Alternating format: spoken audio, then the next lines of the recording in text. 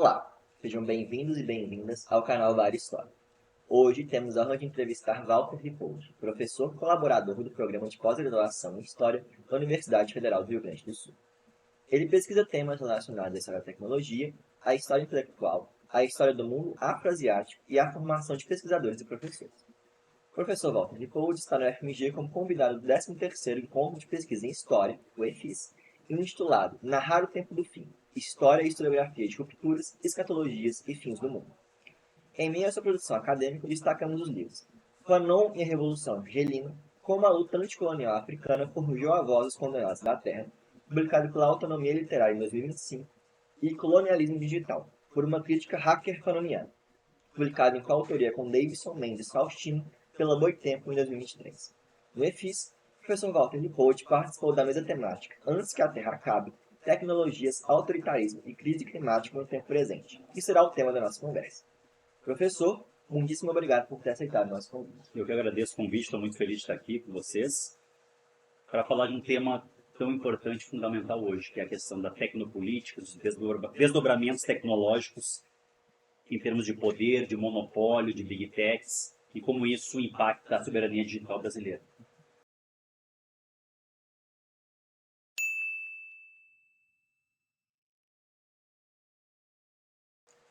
Professor, eu quero começar abordando a sua participação na mesa temática do EFIS. A segunda década do século XXI tem sido caracterizada pelo avanço internacional dos governos autoritários, que agora se apresentam com uma roupagem quase distópica, mobilizando tecnologias avançadas para fazerem valer os seus desígnios. Esse processo, claro, acontece de maneiras diferentes entre os países do norte global e do sul global. Como você interpreta o papel das tecnologias contemporâneas na reconfiguração de formas do poder autoritário? Desde a indústria 3.0, ou terceira fase da Revolução Industrial, que nós vemos a internet saindo daquela compreensão que nós tínhamos de um meio midiático de comunicação progressista, de acesso democrático ao conhecimento, da possibilidade de você ter o seu canal, as pessoas terem os seus canais de transmissão, não só de recepção. Era aquele momento de uma esperança na internet, momento que Pierre Levy falava de cibercultura. Era um momento bem utópico. Eu peguei esse momento no início ali dos anos 2000. E nós vemos ao longo dos anos 2000, com a passagem para a Web 2.0, o crescimento cada vez mais profundo do monopólio, do uso do poder tecnológico para atacar soberania de países e culminando com o escândalo Snowden. A partir dali eu vejo como um marco, né? O escândalo Snowden, quando o Snowden ele denuncia o projeto PRISM, ou seja, pós o World Trade Center 2001, pós ato patriótico, foi implementado nos Estados Unidos um grande projeto de vigilantismo digital. E o Snowden era um consultor, né, associado nessa época, e ele não vai gostar nada do que está fazendo e vai denunciar o projeto PRISM, na qual as hoje chamadas Big Techs já estavam aliadas com a NSA e a CIA para esse projeto de vigilantismo digital. Aquilo foi um grande baque, porque quebrou completamente aquela nossa visão utópica da internet. E a partir dali, as coisas foram piorando cada vez mais. Nós tivemos a Wikileaks de Assange, né, o Assange sendo perseguido, um jornalista, que criou aquela tecnologia possibilitando que denunciantes mandassem suas denúncias através de um software criptografado e anônimo.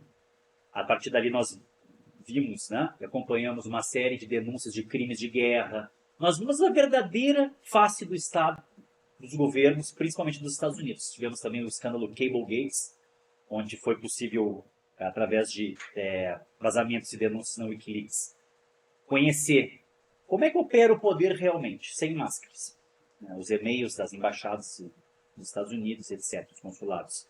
Então, esses dois momentos, as denúncias de Edward Snowden e a atuação da Wikileaks de Assange, mostraram que a internet nunca deixou de ser aquilo que ela sempre foi e de onde ela se originou, ou seja, ela sempre foi uma tecnologia militar. A internet ela surge na Guerra Fria, posterior ao ano de 1957, quando há o lançamento do primeiro satélite artificial, Sputnik, pela União Soviética, e devido a esse lançamento, há nos Estados Unidos a criação da DARPA, Departamento de Pesquisa Avançada.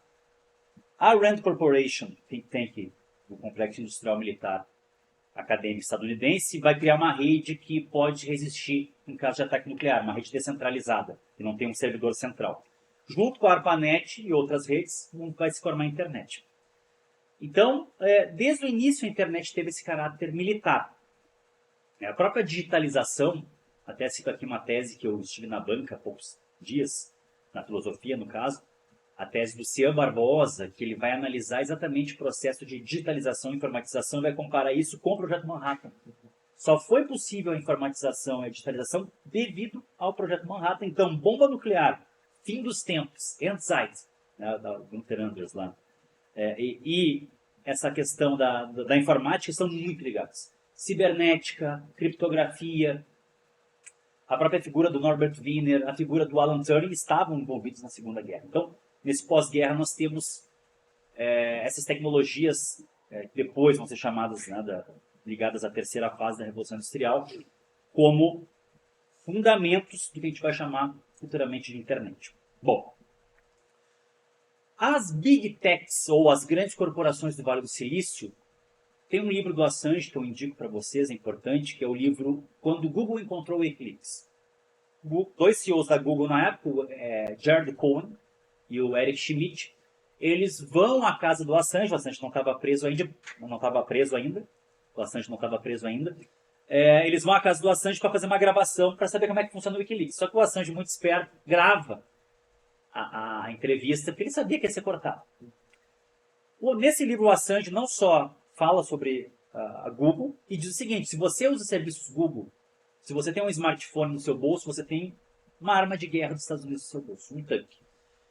Porque desde a guerra do Iraque, lá quando estava Halliburton fatiando o Iraque, pegando lá o botim de guerra, o espólio de guerra, não só estava lá a Halliburton, como também já estavam presentes as Big Techs na guerra no Iraque. E o Eric Schmidt e o Jared Cohen estavam em Bagdá, se encontram lá, e largam uma frase muito interessante para nós historiadoras pensarmos. Ele diz assim: as empresas de tecnologia, as Big Techs, hoje chamadas assim, elas terão a mesma importância para o século XXI que teve a Lockheed Martin para o século XX, ou seja, a indústria aeroespacial estadunidense, responsável pela corrida espacial, por tecnologias de propulsão, não só para foguetes espaciais, como também para armas nucleares e termonucleares. Então isso é interessante quando a gente fala de apocalipse, final dos tempos, Endzeit, o fim dos tempos ou o tempo do fim. Hoje nós vivemos uma espécie de distopia. Eu gosto muito da literatura cyberpunk.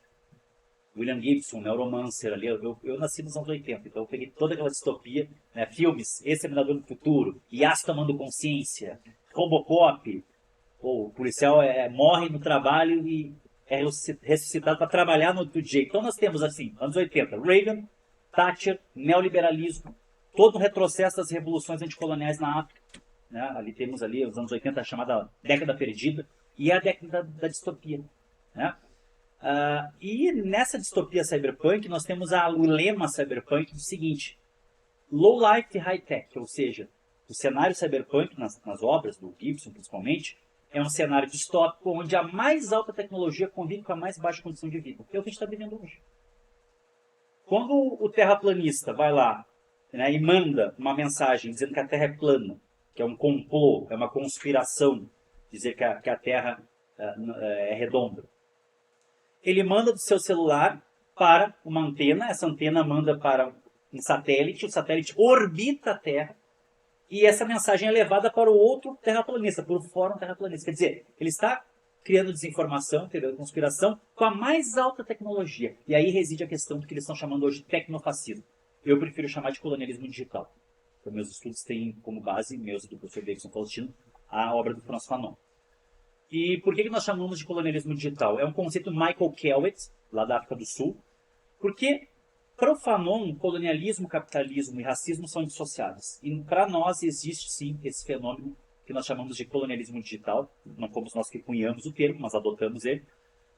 Porque hoje ainda se reproduzem velhas formas de exploração, extração e expropriação, extração de dados, extração de minérios, toda a questão do hardware, do software, da propriedade intelectual que envolve as big techs, porque a gente tem que falar, às vezes, o óbvio, sabe?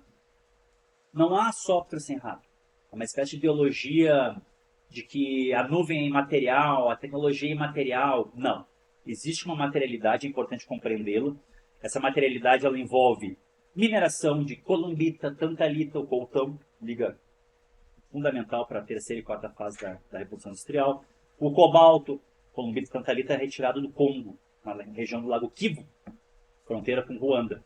O cobalto, o lítio boliviano, agora a questão das terras raras, as argilas, né, e terras raras.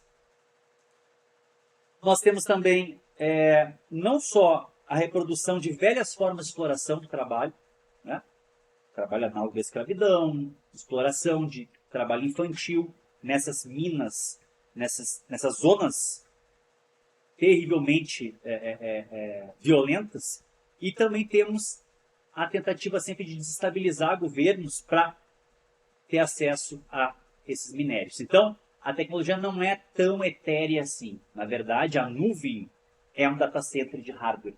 Né? O software necessita hardware e o hardware necessita minérios, necessita trabalho humano e etc. Então, hoje as tecnologias, ao invés de nos emanciparem como ser humano, elas cada vez mais nos alienam. Há uma espécie de fetiche ou fetichismo da tecnologia. Olha, veja o caso da IA. A IA vai tomar consciência. Todo mundo está falando isso. Isso é uma grande cortina de fumaça para os verdadeiros problemas do modelo que está implementado de inteligência artificial hoje, que é o modelo de LLMs, são os grandes modelos de linguagem, um modelo predatório, um modelo que tem impacto ambiental, gasto energético, de água, porque o hardware ele necessita muita energia, são grandes mega estruturas de data center. Geralmente, esses data centers estão sendo desenvolvidos e construídos no dito sul global, no chamado sul global, até mesmo em Porto Alegre, na cidade de Eldorado do Sul. Essa cidade foi arrasada do mapa na época das enchentes. E, claro, o capitalismo de desastre, né? Está lá a Klein, né, dizendo sobre isso. Quer dizer, quando o desastre acontece, o capitalismo, opa, temos um negócio. Hoje, a inteligência artificial e toda a tecnologia que está por trás dela tem uma materialidade muito, muito grande, principalmente nesses mega projetos, mega estruturas de data centers. E o Brasil está perigando se tornar uma espécie de fazendão de data center.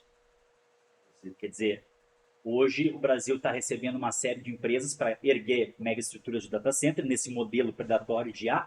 Existem outros modelos de IA, não é só esse. Né? Também não dá para cair numa espécie de afobia. É uma tecnologia interessante, tem uma série de usos podem nos ajudar na pesquisa, enfim, na ciência, na tecnologia, mas o modelo que está colocado é um modelo controlado pela propriedade intelectual de Big Techs, não só no sentido do software, mas do hardware. E aí, lá em Porto Alegre, na cidade, do lado de Porto Alegre, na cidade de Eldorado do Sul, eles estão erguendo uma cidade de IA, chamada Scala AI City, um grande data center, que vai ter um gasto energético, pode chegar a esse gasto energético, comparável a todo o gasto de energia elétrica do estado do Rio de Janeiro, um data center apenas. Nesse momento estão sendo feita, uma comissão está investigando e analisando essa questão lá no Rio Grande do Sul, e notem que é aquele velho capitalismo do desastre, né? A cidade de Eldorado do Sul foi arrasada do mapa na enchente, logo depois dessa destruição, não vou chamar de catástrofe porque não foi só questões naturais, foram também questões de privatização, né, de destruição do meio ambiente ali no Rio Grande do Sul, agropecuária, agrobusiness, lavouras, tudo isso também contou para as enchentes lá. E eles aproveitaram o momento, claro, o capitalismo gosta muito disso, aproveitou surgiu uma oportunidade de destruição, compraram 700 hectares, estão erguendo um super data center, e eu temo o seguinte, que a gente vira realmente esse fazendão de data center sem nenhuma transferência tecnológica. Então, hoje, tecnologia digital, principalmente encarnada nessas big techs, tem uma relação muito forte com autoritarismo. Se a gente for pensar esses CEOs das big techs hoje, CEO da Palantir, nós vimos há pouco chamaram de manifesto tecnofascista. Palantir, que tem negócios no Brasil, hoje ela é a tecnologia por trás do ICE, da caça aos imigrantes, também para guerras, para logística, para vigilantismo digital em massa. Eles estão numa espécie de, eles mesmos chamam, né, eles defendem um iluminismo sombrio. Essas são palavras dos CEOs dos Big Techs, Dark Enlightenment. Eles também têm uma visão aceleracionista de direita, ou seja, vamos deixar acontecer a destruição, vamos forçar, acelerar a destruição ao máximo, porque depois a coisa vai melhorar. Então, né, temos aí o Elon Musk, com o SpaceX, querendo ir embora da Terra com seus foguetes. Nós temos o CEO da Palantir.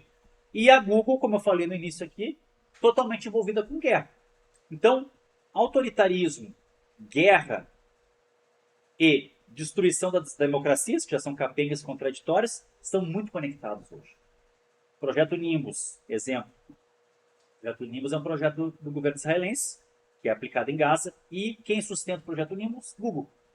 A nuvem da Google sustenta esse projeto. Então, todos os dados que são coletados de palestinos e de libaneses, que são usados para IAs de guerra, como o Lavender, o The Gospel e o Where is Dead, que são IAs israelenses usados na guerra. O Lavender ele seleciona alvos, targets, né, fazendo um processamento de dados de milhões de palestinos. Hoje, 78 mil palestinos têm um alvo nas costas por uma IA chamada Lavender.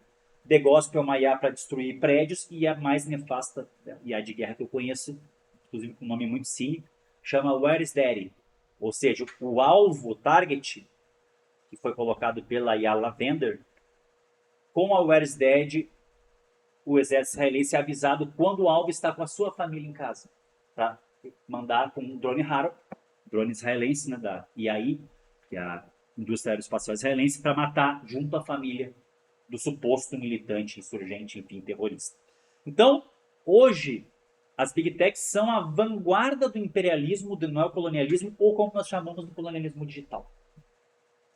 Elas intervêm em eleições, elas têm um lobby poderosíssimo, inclusive no nosso próprio Congresso. Nós vimos todas as questões que aconteceram, né, da intervenção, não só das Big Techs, Google, mas do próprio Trump. O tarifaço foi também lobby das Big Techs, que tribunais secretos estavam prejudicando as empresas estadunidenses. E uma coisa muito grave, para concluir aqui essa questão.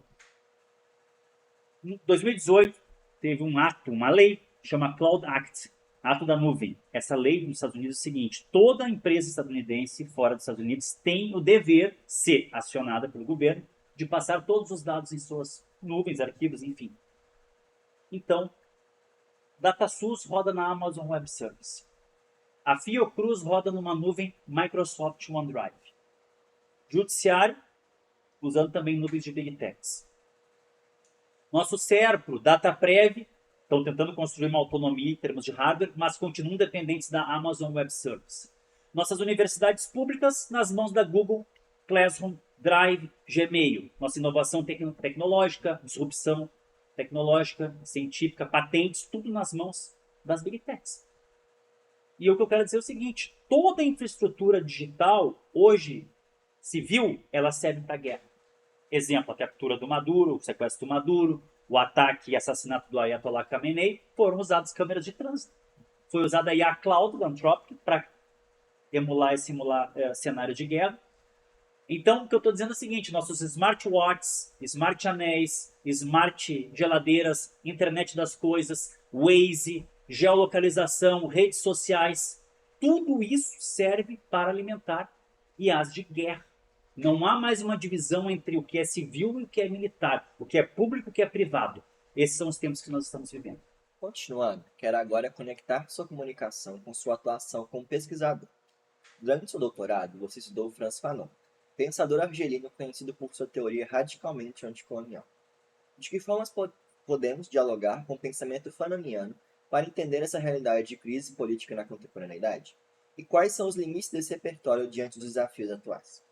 Eu comecei a estudar Fanon e Argeli em 2004. Foi na minha especialização. Desde lá eu fui aprofundando, né, os estudos, fui atrás de fontes. Eu estudei o jornal El Mojahid, jornal na qual o Fanon fez parte. É um jornal anônimo, muito interessante a história do jornal. O Fanon não assinou nenhum dos artigos, foram atribuídos ao Fanon pela companheira do Fanon, José Fanon, que datilografou alguns artigos, pelo editor-chefe do jornal, Red Hamalek. e, e pelo um amigo do Fanon, o editor italiano Giovanni Pirelli. Então eu estudei exatamente essa fonte e como que a Guerra da Argélia também trabalhou questões de mídia e tecnologia, a Revolução Argelina. O Fanon, na verdade, ele nasceu na Martinica, ele se tornou argelino depois. Ele se torna argelino por quê? Porque ele nasce na Martinica, no Caribe, ele vai para a Segunda Guerra, luta na Segunda Guerra, contra o nazismo, e foi ferido na guerra, recebe uma bolsa, vai estudar medicina em Lyon. Ele se forma em psiquiatria e vai clinicar na Argélia, colonizada pelos franceses, vai para a cidade de Blida, Joinville, na época. E lá chegando, logo, ele já tinha o livro dele publicado, Pele Negra, Máscaras Brancas. É interessante falar o seguinte, esse livro foi a tese, no sistema francês chamava tese, era o TCC do Fanon em psiquiatria. Esse TCC, esse trabalho monográfico, foi rejeitado pelo orientador. O orientador falou, não, isso aqui não é psiquiatria. E aí o Fanon teve uma semana para reescrever a tese dele e defender e poder se formar. Notem, né, a academia rejeitou uma das obras mais importantes do século XX, que é o Pele Negra, Máscaras Brancas. Então a tese se torna futuramente o Pele Negro. Então o Fanon já tinha esse repertório, ele era muito influenciado pelo existencialismo sartriano, pela negritude de Césaire, qual é contemporâneo dele, da Martinica. E lá na Argélia, também pela psicanálise freudiana, pelo marxismo também, maoísmo principalmente. E lá na Argélia ele se torna médico-chefe na clínica de Blida. Lá ele começa a se dar conta que o colonialismo causa doenças, sociopatologias. E nisso ele começa clandestinamente a se envolver com militantes da Frente de Libertação Nacional, a FLN.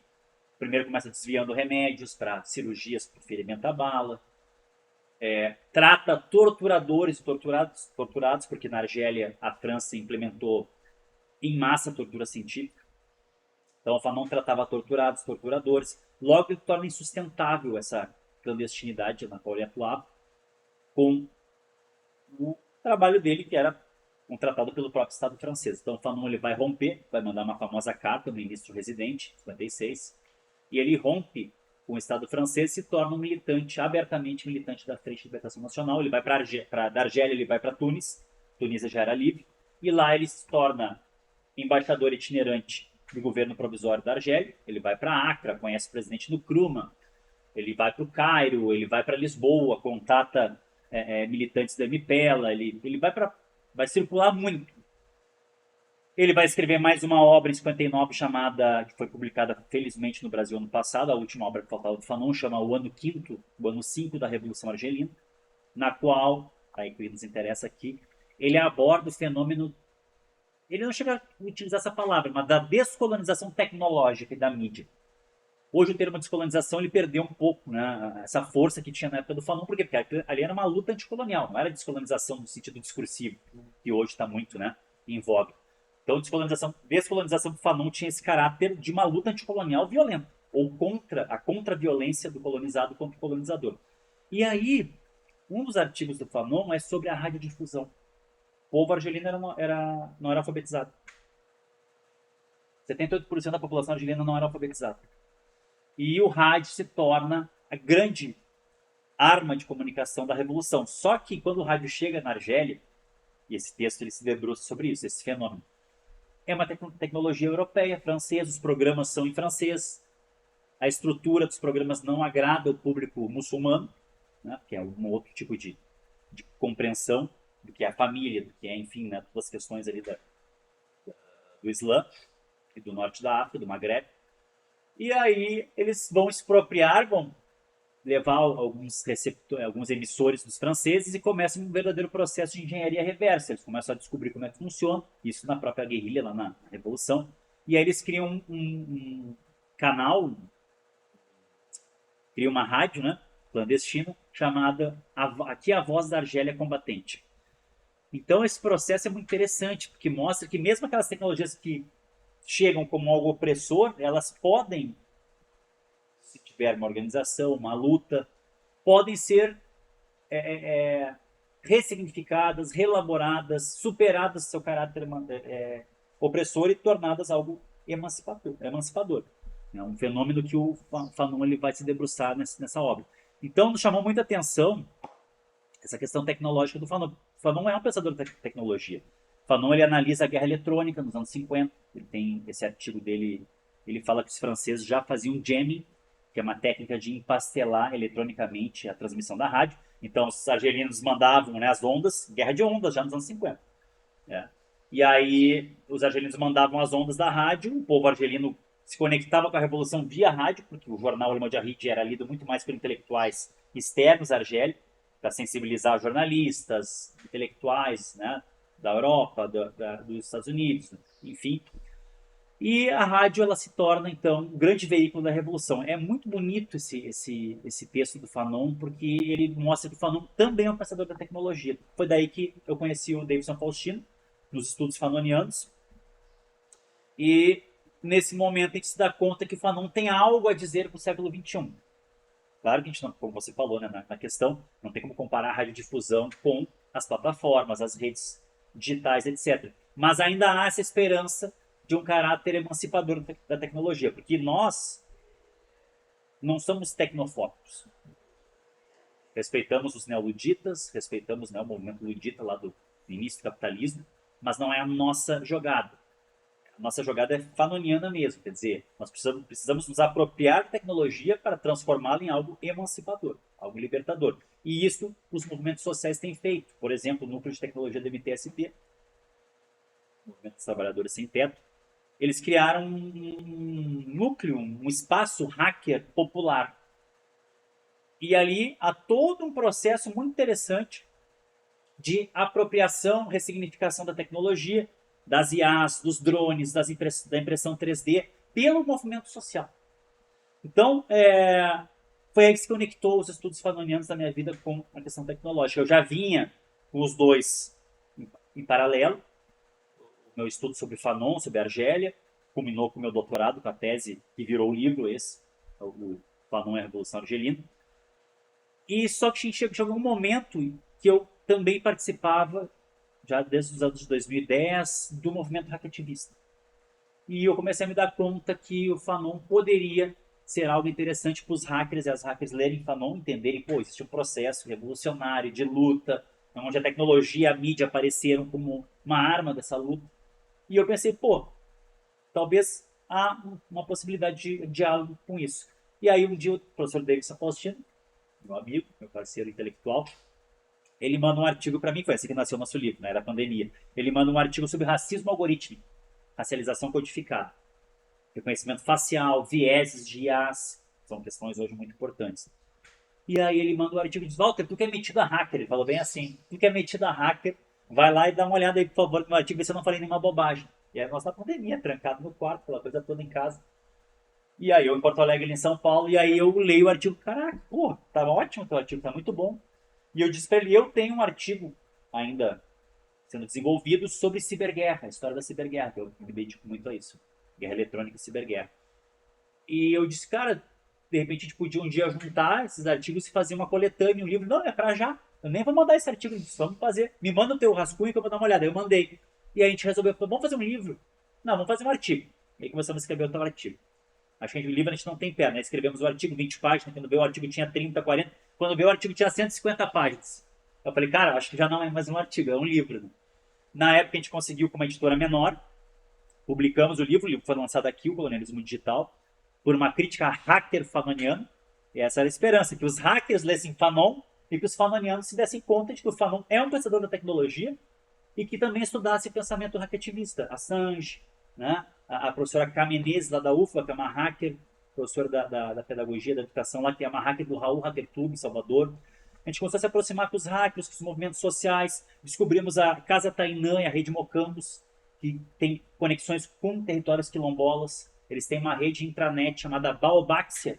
Então, assim, os movimentos sociais hoje são a vanguarda no Brasil da esperança de uma luta tecnopolítica que combata o colonialismo digital, o colonialismo de dados, que é essa extração de dados que ocorre hoje através de plataformas e aplicativos, dados que são usados para nos entregar, modular nosso comportamento, nos entregar anúncios segmentados, que é o modelo de negócio das redes que eu vou comentar. Tenho comentado isso, né? Pelo Brasil inteiro, porque hoje, agora nesse ano, nós temos eleições. O uso de IA generativas, plataformas, agentes de IA para as eleições. Então, nosso trabalho tem sido esse, fazer uma conexão, uma correlação entre movimentos sociais, universidade pública, hackers. Agora há pouco eu estava em São Paulo, dia 9, teve lá a Crypto Rave, que é um encontro de CryptoPunks, são aqueles que gostam de criptografia, hackers, né? Que gostam de criptografia, essa coisa toda. E foi daí que a gente trouxe o Fanon da minha pesquisa, e o Davidson também tem livros sobre Fanon, né? Um dos maiores pensadores fanonianos do Brasil e do mundo. Foi daí que surgiu o nosso livro. Aí o livro tinha uma tiragem muito pequena, nessa editora inicial, e a gente acabou pensando, pô, acho que ele merece uma tiragem maior. Aí a gente mandou para a Boitempo aceitou, e o livro hoje está com 10 mil cópias impressas circulando por aí, fora as cópias piratas, né, do LibGen, do Library, do Z-Library, aí por aí que estão rolando. Eu chamo de cópias pedagógicas, mas tudo bem, né? E então a gente está muito feliz porque o livro tem cumprido esse papel, né? Esse papel de unir os estudos fanonianos, movimentos sociais, com o pensamento hacketivista. Encerrar. É natural que, em um contexto de avanço do autoritarismo e da crise climática, a população comum, alijada dos círculos de poder, sinta-se impotente. Até mesmo na academia, onde se considera que a elite intelectual do país se localiza, esse sentimento de impotência se manifesta. Diante disso, qual o papel que você identifica como possível para as universidades, de maneira ampla, e para os historiadores de forma específica, para garantir a superação desse cenário de crise?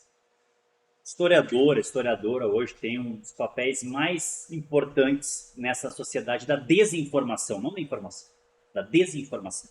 Por quê? Porque o nosso métier é lidar com fontes, com método, com análise de fontes, interpretação de fontes. Então, não é que todo mundo vai se tornar historiador, mas nós temos muito a ensinar numa sociedade onde a fake news, a desinformação se espalham de modo viralizado. Aí tem um problema. O modelo de negócio das redes sociais, das plataformas, ganha dinheiro com desinformação. Aí que está o problema. O faturamento da Meta em 2024 foi em torno de 140 bilhões de dólares.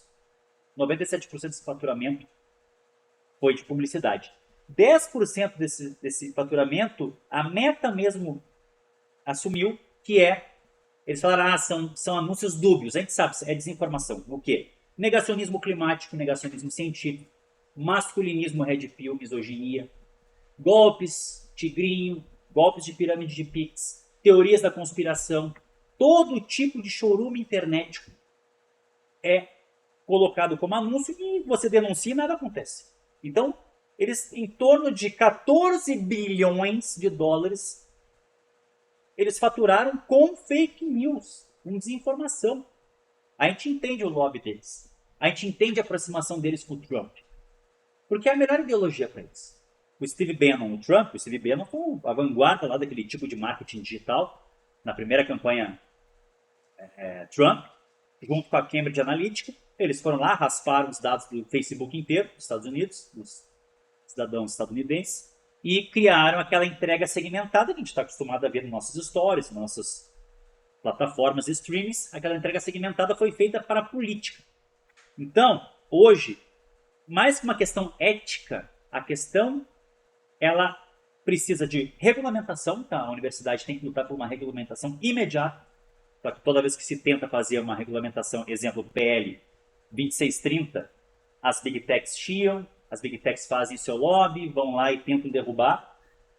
Nós precisamos, como historiadores, professores de história, de uma alfabetização, um letramento digital crítico. E a gente pode ensinar isso na formação de professores. Nós precisamos de questões, elementos para curto, médio e longo prazo. Curto, regulamentação. Porque as Big Techs, mesmo com a nossa Lei Geral de Proteção de Dados, Marco Civil, as Big Techs fazem o que querem no nosso ciberespaço. Os ciberespaços brasileiros estão numa espécie de velho oeste, de corrida ao ouro, só que o ouro são os dados, metadados e biodados das pessoas, dos brasileiros e brasileiras. Então, o primeiro ponto é esse. A universidade precisa entrar nessa questão de regulamentação. A democracia burguesa é capenga, é contraditória, mas os países têm lei. E essas empresas precisam respeitar as leis brasileiras. Segundo ponto, talvez a médio prazo, esse letramento, essa alfabetização digital crítica. Que vai ter que começar pela formação de professores. Pela primeira vez, o PNLD tem livros de educação digital, desde o ano passado. Né? Claro que os livros ainda têm muita carga do que a gente chama de ideologia californiana, que é essa ideologia das big techs, empreendedorismo, faça você mesmo, cultura maker. O Bill Gates começou numa garagem, você também pode, startup. E a educação está tomada por essa ideologia no Brasil. O Instituto Lehman, né, tem feito essas formações e enfiado goela abaixo o empreendedorismo, startupização da educação em escolas que muitas vezes não tem nem papel para o aluno se limpar, ou água no bebedouro, muito menos uma Wi-Fi decente em um laboratório. Quer dizer que startup vai surgir numa escola precária. Isso é muito nefasto. Então, nós, historiadores e historiadoras, ou a universidade, em primeiro lugar, precisa dar um exemplo. A gente precisa sair da Google. É difícil? Nem os governos conseguem. Estão tentando e não conseguem. Só que a gente vai ter que começar com um movimento. Ter os nossos softwares, e esse é o médio, né? Médio e longo, não só ter softwares próprios, redes, plataformas, e-mails nossos, mas também começar a investir em hardware. Começar a deixar os nossos cientistas aqui no Brasil, porque muitos vão embora. O famoso sugar cérebros, né? Por quê? Porque a ciência brasileira é mantida por trabalho precarizado, vamos ser sinceros. É bolsa, bolsista, não tem 13º, se adoece, perde prazo, tem que devolver o recurso. É pós-doc, pós-doutorado, doutorado. A nossa ciência é feita por trabalhadores intelectuais precarizados. A gente precisa melhorar isso também. Então são questões estruturais nossas, para manter aqui os quadros tecnólogos, inovação tecnológica, científica, mas também começar a produzir nosso hardware, nosso software, nossos satélites, nossos data centers, nosso cabeamento. E isso é importante. A nossa IA, quer dizer, a gente precisa de uma IA. Olha a China, o modelo chinês também tem suas contradições. Mas, no entanto, a China tomou um caminho diferente das big techs. Né? Quando a China proibiu o Google lá, eu lembro as pessoas, ai que horror, censura. Hoje a gente entende por quê. Por quê? Porque mais uma vez repetindo, todos os dados, metadados e biodados da estrutura civil, infraestrutura digital civil, hoje são papinha para IAs de guerra. Então, os nossos dados, os nossos dispositivos, podem servir para jogar bomba na nossa própria cabeça. Então, nós temos esse papel a cumprir, só que para isso a gente precisa nós mesmos, na academia, começar a dar o exemplo de